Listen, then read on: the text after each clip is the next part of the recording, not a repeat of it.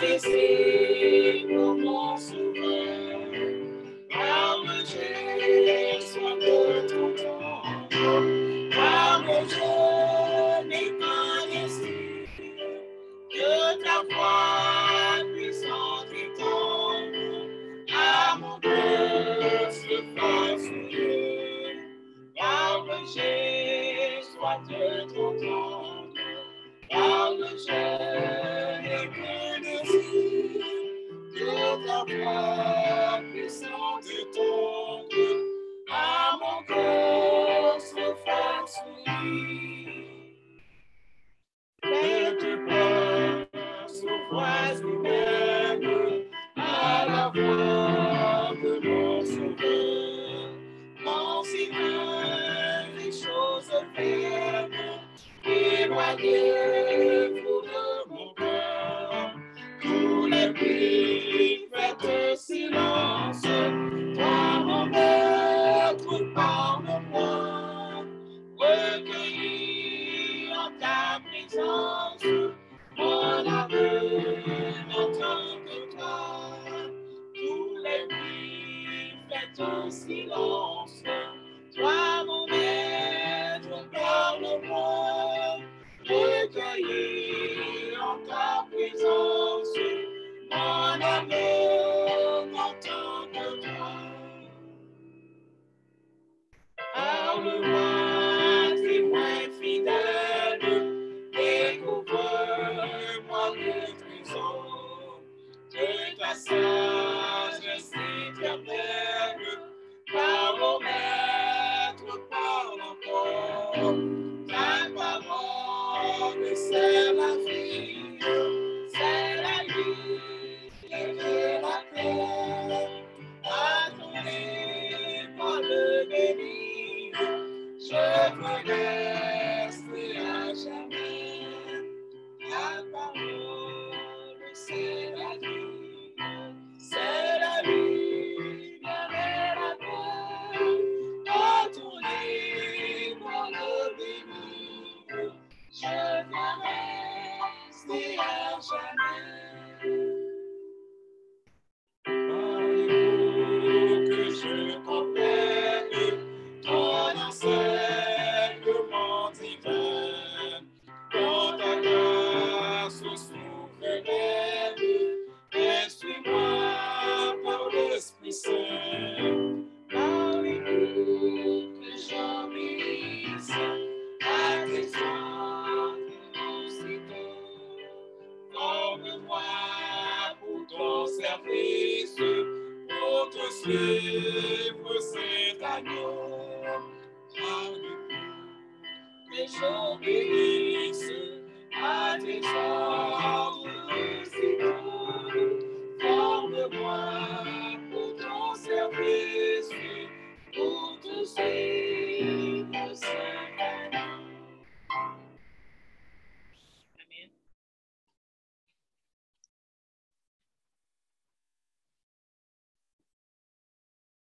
Mesdames, Messieurs, frères et sœurs bien-aimés, chers amis internautes, bonjour et bon sabbat dans le Seigneur.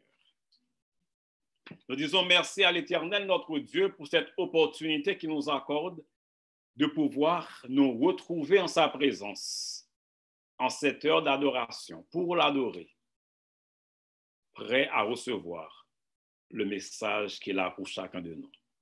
Et comme nous venons de faire cette prière, que toutes les voix puissent céder la place à la voix de Dieu, afin que nous puissions recevoir ce message que Dieu veut nous adresser en ce matin. Le message de la parole de Dieu en ce matin a pour titre « La puissance de la musique sacrée ». Il existe une puissance extraordinaire dans la musique sacrée. Et l'objectif du message de ce matin, c'est de nous permettre de comprendre la place de la musique en tant qu'élément d'adoration. L'objectif du message de ce matin, c'est de nous porter à expérimenter la musique sacrée dans notre vie quotidienne, afin que nous puissions ainsi vivre dans une relation constante avec notre Maître. C'est dans l'épître de Paul aux Éphésiens, chapitre 5, les versets 18 à 19, que nous retrouvons cette grande recommandation de l'apôtre Paul aux chrétiens d'Éphèse et à tous les chrétiens subséquemment, à nous autres aujourd'hui, de nous entretenir par des psaumes, par des hymnes, par des cantiques spirituels. En fait, pour comprendre la portée de cette recommandation de Paul, nous devons vraiment placer cette recommandation dans le contexte du livre, l'Épître aux Éphésiens. En fait, le chapitre 5 de cet épître présente une grande recommandation. C'est la recommandation qui est présentée aux chrétiens et à nous autres de vivre une vie à la ressemblance du Christ. Comment est-ce que, de façon pratique, cela doit se manifester, une vie semblable à celle du Christ? Paul répond à cette question au chapitre 5, dans la péricope qui commence du verset 14 jusqu'au verset 21, là où l'apôtre Paul présente de façon pratique pour les chrétiens d'Éphèse et pour nous autres qui vivons dans les derniers temps, qu'est-ce que cela veut dire vivre une vie semblable à celle du Christ? Paul nous présente la réalité de la vie chrétienne en termes dichotomiques. Les enfants des ténèbres par opposition aux enfants de la lumière. Si nous voulons vivre une vie semblable à celle du Christ, nous devons être des enfants de la lumière. Et qu'est-ce que cela signifie, être des enfants de la lumière? Paul lance un appel au réveil spirituel. Et cet appel au réveil spirituel coïncide, selon le texte d'Éphésiens chapitre 5, à une résurrection spirituelle. Le réveil spirituel, c'est passer de la mort à la vie. Et pour cela, nous trouvons plusieurs recommandations pour passer de la mort à la vie, pour être réveillé spirituellement, pour avoir une vie semblable à celle du Christ. Et parmi ces recommandations, nous trouvons les versets 18 et 19 qui nous concernent en ce matin. Ne vous enivrez pas de vin, c'est de la débauche. Soyez au contraire remplis de l'esprit. Toujours dans cette présentation dichotomique entre les enfants des ténèbres et ceux de la lumière, Paul oppose ici deux types de dépendance. Ceux qui sont dépendants du vin, par opposition à ceux qui sont dépendants de l'Esprit de Dieu. Ceux qui sont dépendants de l'alcool, ceux qui sont dépendants des œuvres des ténèbres et de toutes leurs manifestations, et par opposition à ceux qui sont dépendants de l'Esprit de Dieu. Ou bien on est accro aux œuvres des ténèbres, ou bien on est accroché à Dieu, dépendant de son esprit. Et dans ces deux versets, Paul présente une manifestation particulière de la dépendance à l'Esprit de Dieu. Ceux qui sont dépendants de l'Esprit de Dieu, ils s'entretiennent par des hymnes, ils s'entretiennent par des psaumes. Ils s'entretiennent par des cantiques spirituels. Remarquez le terme utilisé dans le texte original pour parler de s'entretenir. C'est le verbe laleo qui signifie parler.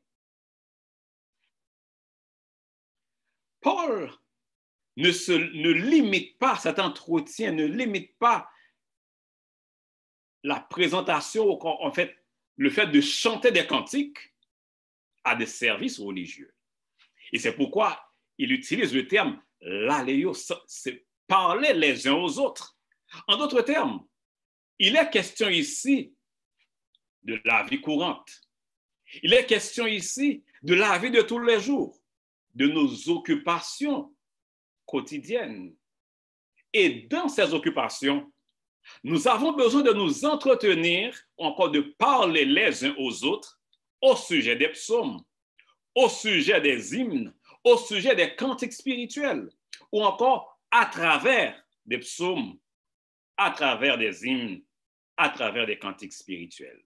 Les psaumes, comme vous le savez, c'était en fait des textes poétiques qui étaient chantés, des textes poétiques sur fond musical. Les hymnes, dans le Nouveau Testament, nous trouvons les hymnes qui sont adressés uniquement en fonction de l'œuvre de la rédemption pour glorifier et magnifier ce que Dieu a réalisé à travers l'incarnation de son Fils en vue de notre salut. Plusieurs hymnes se retrouvent ainsi dans les évangiles. L'hymne au moment de la naissance de Jésus et plus tard. L'hymne qui est plus connu de tous, l'hymne christologique présenté par l'apôtre Paul dans son épître aux chrétiens de Philippe.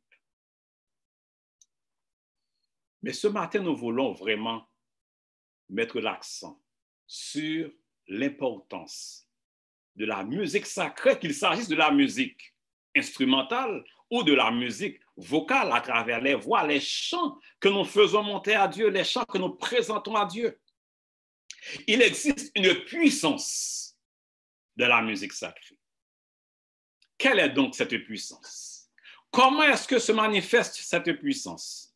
Comment est-ce que nous voyons cette puissance se manifester dans la vie du peuple de Dieu?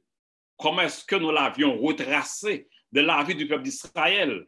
Comment est-ce que Jésus, notre modèle, puisque notre vie doit être semblable à celle du Christ, comment est-ce que cette puissance s'est manifestée dans la vie de Jésus-Christ? Et comment nous autres, aujourd'hui, nous devons aussi expérimenter la puissance de la musique sacrée? Comment cette puissance se révélera dans les derniers jours? Nous retrouvons un texte qui illustre merveilleusement bien la puissance de la musique sacrée. On peut même parler, en regardant ce texte, des fonctions thérapeutiques de la musique sacrée. Il s'agit du texte que nous retrouvons dans 1 Samuel chapitre 16, les versets 14 à 23. Un récit que nous présente le roi, le premier roi d'Israël, Saül, dans une situation difficile. Saül, qui présente des changements d'humeur, des changements de façon de parler, de façon de voir. En fait, aujourd'hui, plusieurs théologiens et plusieurs étudiants de la Bible regardent ce texte de 1 Samuel 16, versets 14 à 23,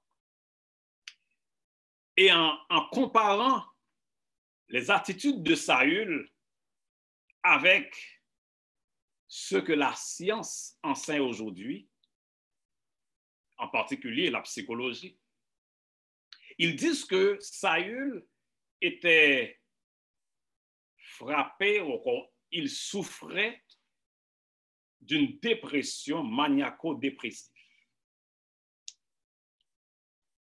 C'était là, c'est ce problème qu'ils disent que Saül a fait. En fait, aujourd'hui, plusieurs personnes sont considérées comme étant des problèmes de personnes souffrant de problèmes de santé mentale. Mais la Bible nous dit qu'il s'agit de possession démoniaque. Beaucoup de cas qu'on identifie aujourd'hui, qu'on met l'étiquette de santé mentale, ne sont autre chose que des cas de possession démoniaque. 1 Samuel chapitre 16, le verset 13, parle de David et nous dit que l'Esprit de l'Éternel saisit David à partir de ce jour-là et dans la suite.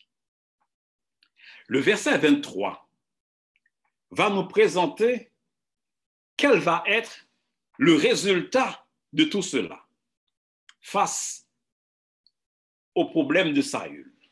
Saül qui demande à inviter quelqu'un pour venir jouer de la musique parce qu'on disait que David sait jouer de la harpe, pas n'importe quelle musique, de la musique sacrée. Et lorsque l'Esprit de Dieu était sur Saül, David prenait la harpe et jouait de sa main.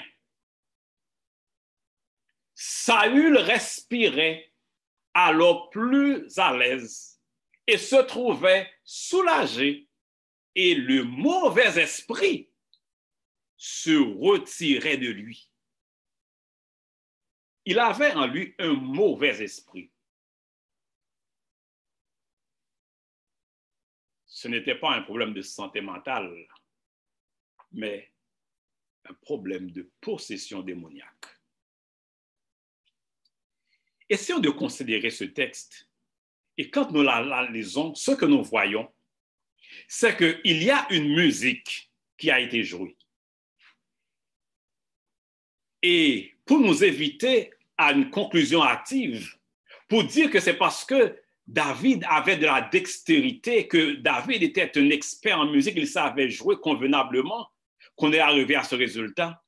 Le verset 13 nous le spécifie, que l'Esprit de l'Éternel saisit David, et à partir de ce jour et dans la suite. Cela signifie que si David a pu jouer cette musique, qui a eu une valeur thérapeutique pour Saül, c'est parce que David était sous l'influence de l'Esprit de Dieu. Et puisque l'Esprit de Dieu le possédait, puisqu'il était dépendant de l'Esprit de Dieu, il pouvait jouer de la musique sacrée. Il pouvait jouer de la harpe. Il existe une puissance dans cette musique. Et ce que nous voyons dans ce texte, c'est qu'il y a 3 grands effets de cette musique sur la vie de Saül. Les 3 verbes que nous retrouvons dans la dernière partie du verset 23 traduisent les 3 grandes dimensions du résultat de cette musique sur sa vie. 1. Saül respirait alors plus à l'aise. Voilà ce qui nous indique le résultat de cette musique sur la dimension physique de sa vie. La respiration fait partie, en fait, des fonctions, c'est l'une des fonctions que nous avons dans notre physique, dans notre corps. Le deuxième verbe, il se trouvait soulagé. Ce qui fait référence à l'impact de cette musique sacrée sur son esprit. La dimension mentale, psychologique. La musique sacrée agit sur l'esprit, sur le mental. Et le troisième, le mauvais esprit se retirait de lui. La dimension spirituelle. La musique sacrée, et on parle aujourd'hui à raison de la musicothérapie, la thérapie ou la guérison à travers la musique. Pas n'importe quelle musique, à travers la musique sacrée. Et cette musique sacrée peut guérir des maladies spirituelles, des maladies physiques et aussi des maladies mentales. Beaucoup de recherches ont été réalisées pour voir les influences qui existent entre la musique et des problèmes de santé physique. Et on a retrouvé qu'il existe de grandes influences, des influences positives entre de telles musiques. Et on a spécifié le fait qu'en musicothérapie, on priorise l'utilisation de la harpe. Cette musique que David avait jouée, cet instrument. Et la musique est efficace pour des problèmes de santé physique, même pour des questions cardiovasculaires, des problèmes, on l'a utilisé dans des expériences aussi, même dans des unités de néonatologie, même pour les petits-enfants, même pour les nouveau-nés. Et on a utilisé, on a vu des expériences pour voir les impacts de la musique pour des cas aussi de santé mentale. On l'utilise dans les cas de dépression, de la musique sacrée qui apaise et qui résout même des problèmes d'handicap, d'handicap mentaux. La musique sert aussi à la guérison, pas seulement pour les problèmes physiques et mentaux, mais aussi à la guérison des problèmes spirituels. L'Esprit de prophétie nous dit dans le livre Éducation, de tels chants, les chants spirituels, possèdent des pouvoirs merveilleux. Ces chants, ils peuvent apaiser les tempéraments violents et frustrés, affirmer la pensée, éveiller la sympathie, favoriser l'action communautaire et chasser la tristesse et les pressentiments débilitants et destructeurs. Voilà ce qui résume les trois grandes dimensions de l'action de la musique sacrée en termes de thérapie sur l'ensemble des composantes de l'être humain. Notre corps physique, la dimension mentale et la dimension spirituelle. Au cours de l'histoire, nous retrouvons que non seulement la musique était connue pour ses propriétés thérapeutiques dans l'Ancien Testament, mais d'autres peuples l'ont aussi connu et l'ont expérimenté au IIe siècle. Les Chinois l'ont introduit dans leur médecine. Les Indiens aussi ont fait pareil. Et des recherches ont été portées non seulement sur les propriétés thérapeutiques de la musicothérapie, mais des recherches ont été portées aussi par rapport à la musique en ce que l'on appelle l'ethnomusicothérapie et l'ethnomusicologie. C'est de voir comment est-ce que la musique influence les comportements des peuples, les comportements de groupes sociaux, les comportements des individus. La musique possède un lien dépendant du type de musique. On a conclu qu'il existe un lien entre certains types de musique et aussi des actes de criminalité. Il existe des musiques qui incitent au crime. Tout comme aussi il existe des musiques qui ont des liens avec de la corruption sexuelle. Et nous avons un exemple dans Nombre chapitre 24, Quand arrivé aux portes de Canaan, ce que la servante du Seigneur appelle l'apostasie du Jourdain, sous les conseils de Balaam, Balak a organisé une grande fête.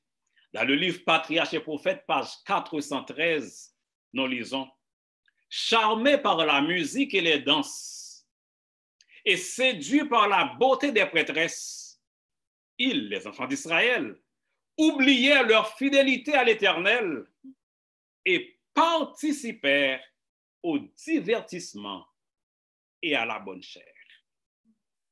La musique et ses corollaires les ont portés à oublier leur fidélité à l'Éternel. Cela signifie que, dépendant du type de musique que nous écoutons, cela peut nous dévier de notre relation avec Dieu. Cela peut nous porter à oublier notre fidélité à Dieu. Aussi est-il important, selon cette recommandation de l'apôtre Paul, de nous entretenir au quotidien par des psaumes, par des hymnes, par des cantiques sacrés. Amen. Les enfants d'Israël l'ont expérimenté. Et dans le livre Évangélisé, page 446, nous lisons: dans leur pérégrination à travers le désert, les enfants d'Israël égayaient leur marche par la musique des chants sacrés. C'est de cette manière que Dieu conseille à ses enfants aujourd'hui de mettre de la joie dans leur vie de pèlerin. Remarquez, les chants sacrés qu'ils exécutaient n'étaient pas limités à leur service dans le sanctuaire. Il ne dit pas que les enfants d'Israël exécutèrent des chants sacrés quand ils adoraient Dieu dans le sanctuaire ou quand ils avaient d'autres célébrations spirituelles. Mais il nous a dit que dans leur pérégrination, dans leur voyage à travers le désert, c'est avec des chants sacrés qu'ils égayaient leur marche. C'est avec les chants sacrés qu'ils mettaient de la joie dans leur vie. Nous n'avons pas besoin de musique profane. Nous n'avons pas besoin d'autre chose pour mettre de la joie dans notre vie de chaque jour.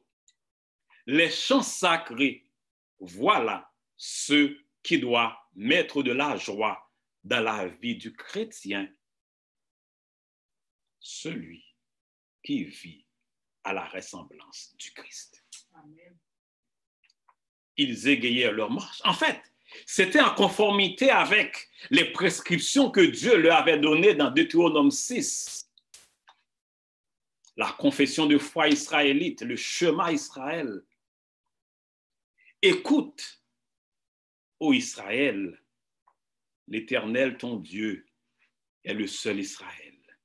Et ces commandements que je te donne aujourd'hui, selon dans ton cœur, tu les inculqueras à tes enfants.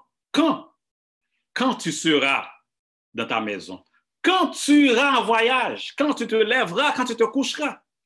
Cela signifie que partout, en tout temps et en tout lieu, ces commandements de Dieu devraient servir à entretenir leur vie de chaque jour. Et c'est à travers les chants qu'ils enseignaient ces commandements à leurs enfants. Qu'est-ce que cela veut dire? Cela signifie que les chants qui étaient chantés au quotidien, quand ils travaillaient, quand ils voyageaient, quand ils plantaient dans les champs, c'était des chants sacrés. Dieu était exalté au quotidien dans leur vie. C'est aussi de cette manière que Dieu nous conseille aujourd'hui de vivre notre vie de chaque jour. Les chants sacrés doivent retrouver leur place au quotidien dans notre vie. Il n'y a pas de moyen aussi efficace que les chants pour retenir les paroles de Dieu. Qu'est-ce que cela veut dire Cela signifie que les chants que nous exécutons doivent être des paroles de Dieu.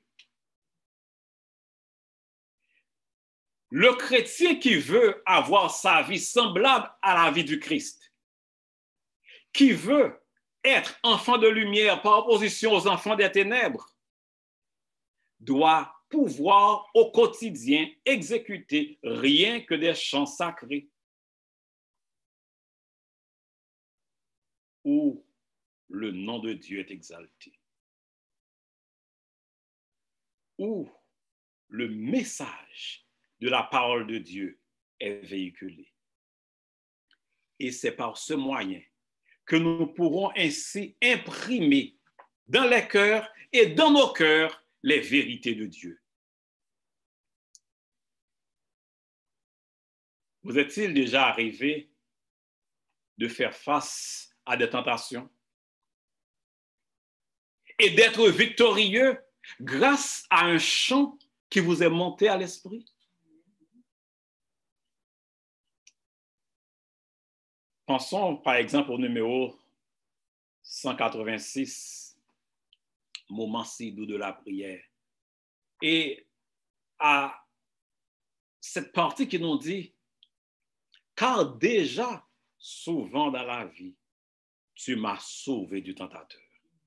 Des paroles qui nous réconfortent, sachant que Dieu, notre Dieu qui nous accompagne chaque jour, il nous a déjà sauvés. Et cette connaissance, cette compréhension, cette certitude de sa présence avec nous dans le passé nous donne aussi la garantie que notre Dieu, il est avec nous aujourd'hui et il sera aussi avec nous demain. Les chants sacrés possèdent une fonction mnémotechnique, nous permettant ainsi de mémoriser les textes de la Bible, de mémoriser des versets, de mémoriser des psaumes, de mémoriser la parole de Dieu. Et c'est ainsi que les enfants d'Israël, ils étaient capables, à l'âge de 12 ans, tout Israélite, tout juif, était capable de venir au temple et de réciter la Torah, le Pentateuque, les 5 livres de Moïse, Genèse, Exode, Lévitique, Nombre, Deutéronome. Parce qu'à travers les chants, ils pouvaient les mémoriser. Et ce n'est pas seulement dans les rencontres spirituelles, dans les grandes célébrations religieuses qu'ils les exécutaient, mais en tout temps et en tout lieu. Ainsi, mesdames, messieurs, frères et sœurs, chers amis, les chants spirituels, la musique sacrée nous permet de vivre dans une communion intime avec Dieu. Cette musique nous permet d'entretenir notre vie spirituelle, d'entretenir une foi vivante, d'entretenir notre relation avec notre Maître. Le Christ, notre exemple, en venant sur la terre, il a vécu pour nous donner un exemple, pour que nous puissions aussi savoir aujourd'hui comment vivre. Dans le livre Éducation, l'esprit de prophétie nous dit que quand le Christ était enfant, comme les enfants que nous connaissons aujourd'hui, il fut tenté de pécher. Mais il ne succomba pas à la tentation. Lorsqu'il grandit, il fut tenté. Mais les cantiques que sa mère lui avait appris lui revenaient à l'esprit. Et il élevait la voix en accent de louange. Par le chant, il surmontait les tentations. Et vous remarquez, les cantiques que sa mère lui avait appris, ce sont ces cantiques qui lui revenaient à l'esprit et qu'il chantait ces cantiques. Et quand il chantait ces cantiques, ses camarades entonnaient aussi ces cantiques avec lui. En tant que parents, quel cantique enseignons-nous à nos enfants? Est-ce les cantiques populaires qui raconte rien qui soit compatible avec la foi que nous professons?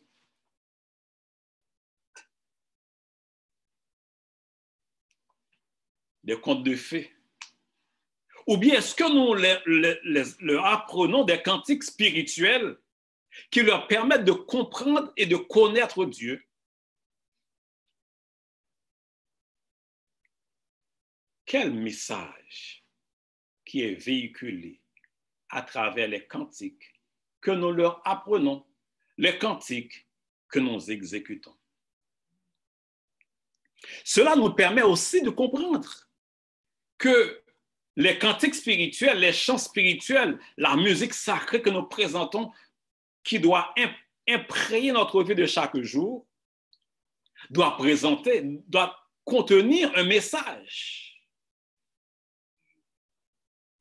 qui n'est autre que le message de la parole de Dieu. Mais si cette musique, c'est un refrain qui revient sans un message, il n'y a pas une cantique spirituelle qui est présentée. Et ce sont les cantiques spirituels qui doivent rythmer notre vie de chaque jour.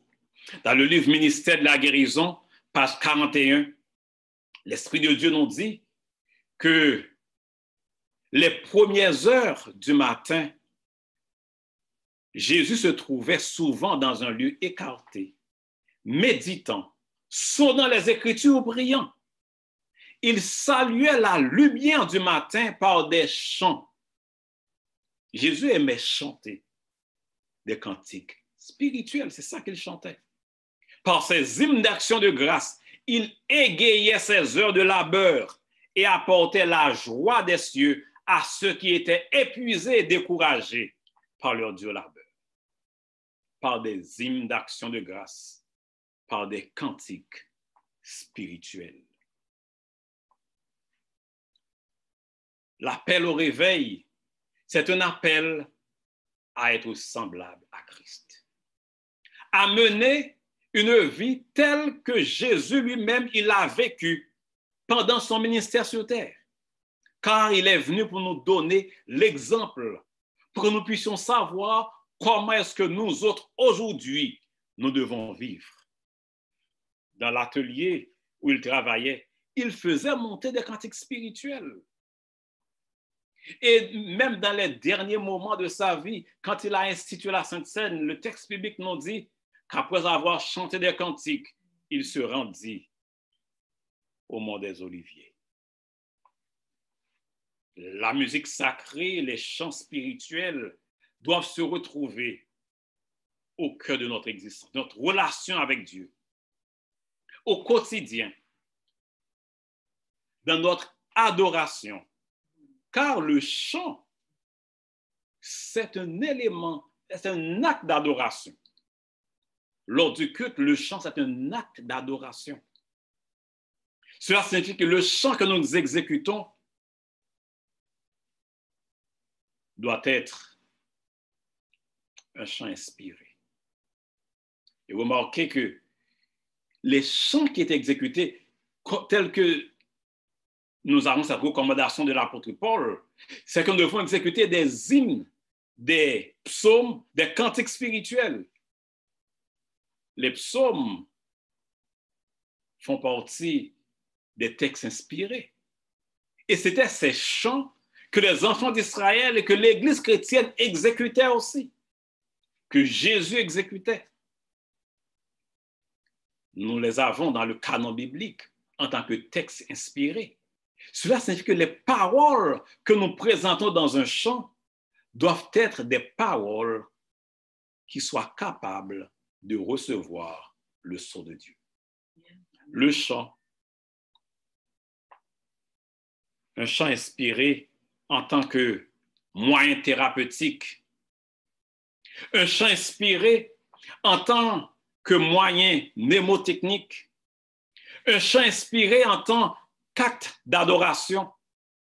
Mais le chant inspiré, le chant sacré, doit être aussi un témoignage que nous rendons à Dieu. un moyen d'évangélisation pour faire connaître la vérité de Dieu, pour faire connaître le message des trois anges. Et remarquez, quand nous parlons du message des trois anges, le premier ange nous invite à glorifier Dieu. Mais le glorifier, c'est le glorifier aussi à travers les chants dans notre vie de chaque jour. Quel type de chant que nous présentons? Quel type de chant qui rythme notre quotidien? Quel type de chant qui rythme aussi notre évangélisation? Prenons par exemple les cantiques que nous exécutons dans la rubrique évangélisation, dans les hymnes et louanges. Des cantiques parfois qu'on tend à ne plus chanter. La profondeur de ces paroles. Des paroles qui agissent sur le cœur et qui conduisent l'âme au pied de la croix. C'est un moyen puissant de faire pénétrer la vérité dans les cœurs. Un moyen puissant pour sauver les âmes. Et nous autres, aujourd'hui, nous avons besoin d'expérimenter la puissance des cantiques spirituels, d'expérimenter la puissance de la musique sacrée, d'expérimenter la puissance des chants spirituels. Car toute la Bible nous présente cette puissance de ces chants. Et ces chants rythmaient tous les moments de la vie du peuple de Dieu et tous les grands moments de salut de Dieu en vue de restaurer l'humanité. À la naissance de Jésus, nous avons vu les anges chanter le salut qui est venu dans ce monde. Et nous connaissons les hymnes qui étaient exécutés, on les appelle le Not Dimittis, des chants que les anges ont chantés et que les bergers ont entendu résonner dans leurs oreilles quand ils étaient dans les campagnes, quand ils passaient les veilles de la nuit. À la résurrection de Jésus, les anges ont aussi chanté. Et au moment de l'ascension, ils ont encore chanté pour proclamer ce grand triomphe de Jésus sur Satan, sur le mal, sur l'adversaire. Vous connaissez bien sûr le psaume 24, ce psaume qui parle de l'arche de l'alliance qui devrait entrer à Jérusalem. Porte, élevez vos linteaux, élevez les portes éternelles, que le roi de gloire fasse son entrée. En fait, l'entrée de l'arche de l'alliance à Jérusalem n'était qu'un type de l'entrée de Jésus dans le ciel après l'ascension. À ce moment-là, les anges ont aussi chanté ce chant du psaume 24.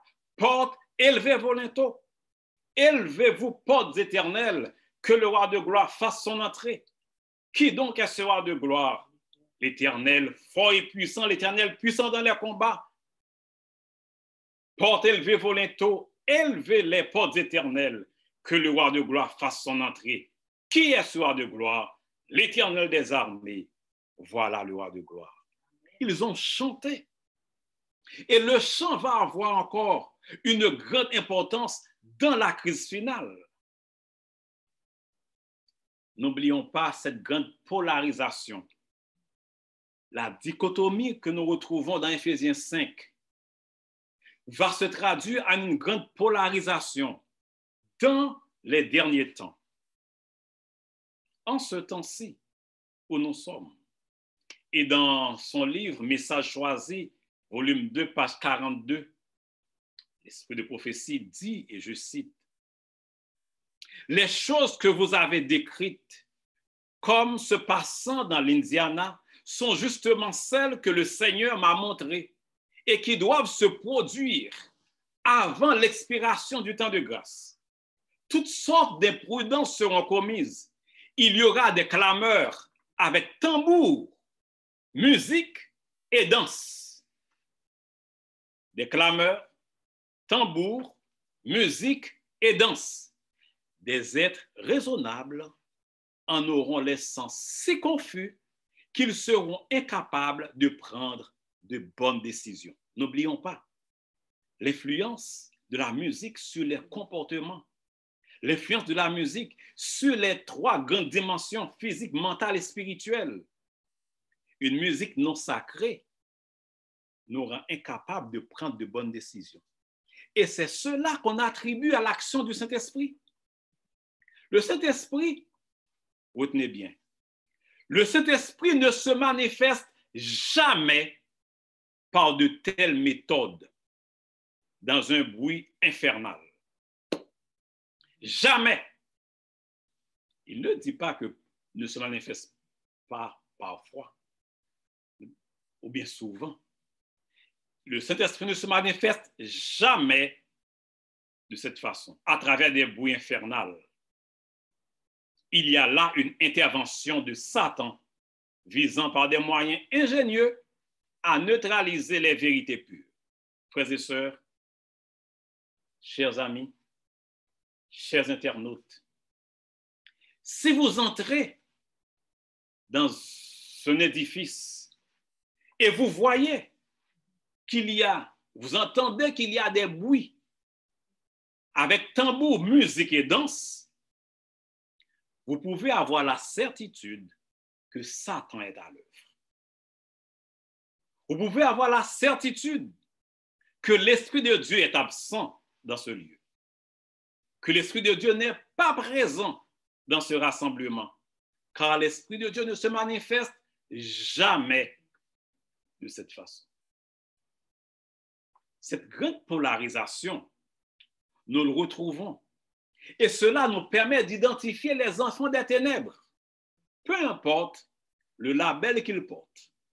Si vous entendez des clameurs avec tambour, musique et danse, il s'agit des enfants des ténèbres, car l'Esprit de Dieu n'y est pas. Tandis que nous avançons vers la fin de l'histoire de ce monde. Nous avons besoin de comprendre, comme ce texte nous l'indique, que ces événements qui se produisent aujourd'hui dans beaucoup d'églises nous indiquent que nous sommes presque à la fin du temps de probation et que bientôt la grande crise va s'abattre sur l'humanité. Et l'esprit de prophétie nous dit, dans le livre Ministère de la guérison, utilisant une illustration qui nous parle, parlant d'un éleveur qui enseigne à chanter à un oiseau qui est en cage. S'il y a plein de bruit autour de l'oiseau, c'est difficile à l'oiseau d'apprendre la musique que son maître veut lui enseigner.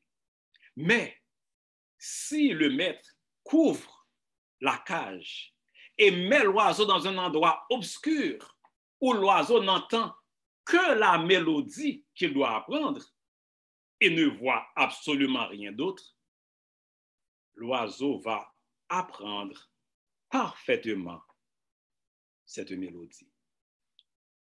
Il en est de même pour vous et moi. Bientôt, la grande crise va s'abattre sur l'humanité et nous serons seuls avec Dieu. Car le monde entier sera contre nous. Les ténèbres épaisses couvriront la terre et à ce moment-là, notre Dieu nous enseignera dans les ténèbres de l'affliction un chant que nous n'oublierons jamais. Et ce chant que Dieu va nous enseigner dans les ténèbres de l'affliction, ce chant que nous n'allons jamais oublier, il s'agit du chant de triomphe, le cantique de l'agneau que nous allons exécuter, le cantique que les 144 000 exécuteront parce que personne d'autre dans l'histoire du monde n'aura expérimenté ce qu'ils ont connu, le temps de détresse de Jacob. Quand le monde entier sera contre nous, à ce moment-là, nous allons exécuter. C'est le dernier chant que nous aurons à exécuter sur cette terre. Le cantique de l'agneau sera exécuté dans les cieux. Mais le dernier chant que nous allons exécuter sur la terre, ce sera le psaume 46.